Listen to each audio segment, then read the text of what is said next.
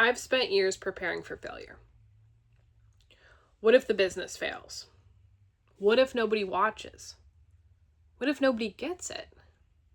What if I'm wasting my time? I've rehearsed these scenarios thousands of times. But recently I realized something. I've never spent any time preparing for what happens if they actually work. Which sounds ridiculous because for years I wanted my business to succeed. But something strange has happened over the last few months. My Etsy shop is growing.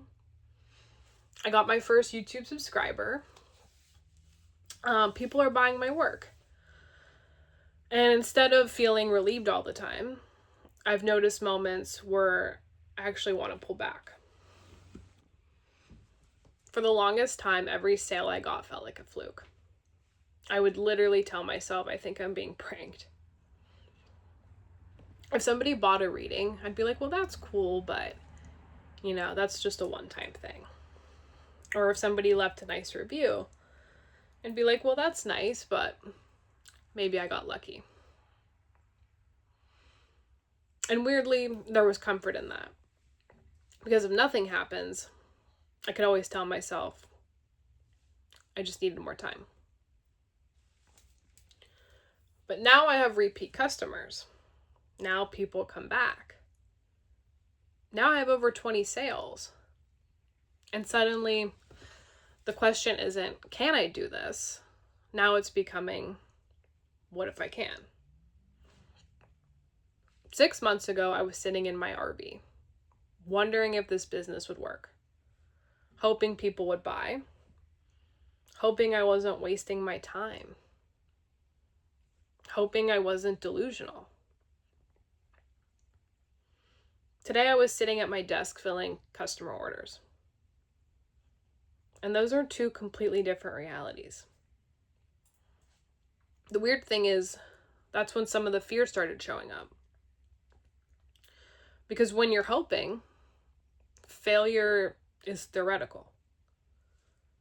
But when things start working, you have to decide whether you're willing to keep growing into the person you said you wanted to become. When I started posting on Instagram after I lost the weight and changed my life, I kept comments off.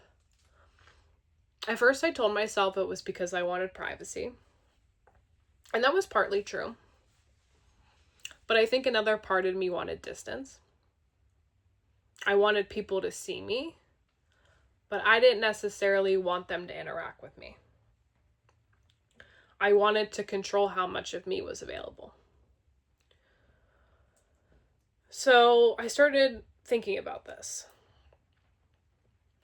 Success asks for participation. You don't get to be completely seen and completely hidden at the same time. I kept telling myself I wanted to make videos. Actually, this has been my biggest dream.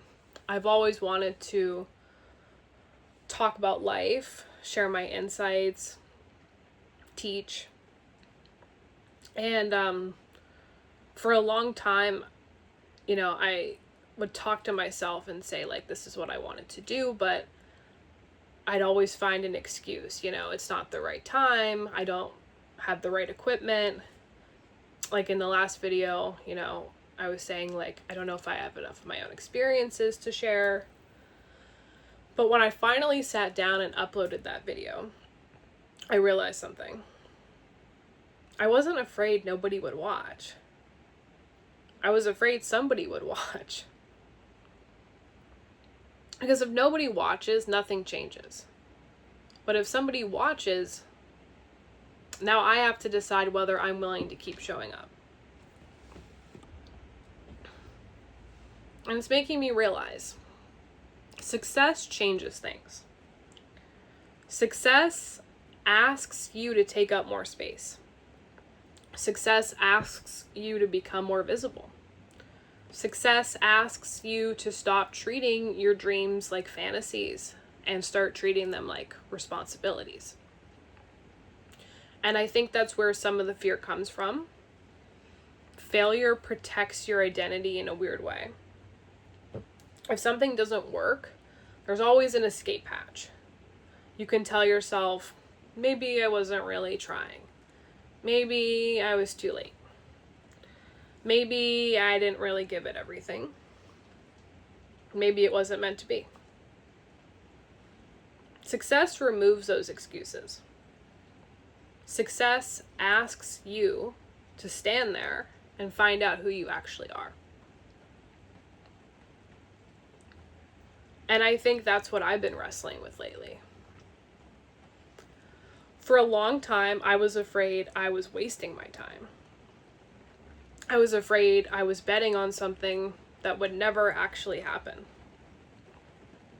I never really considered that one day I'd be asked to live my dreams. And maybe that's why so many people quit when things start working out. Not because they're lazy, not because they're incapable, but because growth creates a new problem. The version of you that wanted the dream isn't always the same version of you that has to carry it.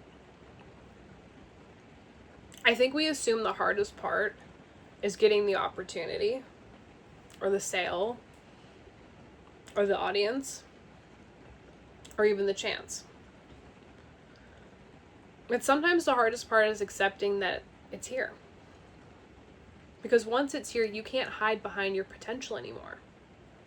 You have to participate. So I've spent years asking myself whether I can do this. But maybe the question now isn't whether I can. Maybe the question is whether I'm willing to let myself succeed.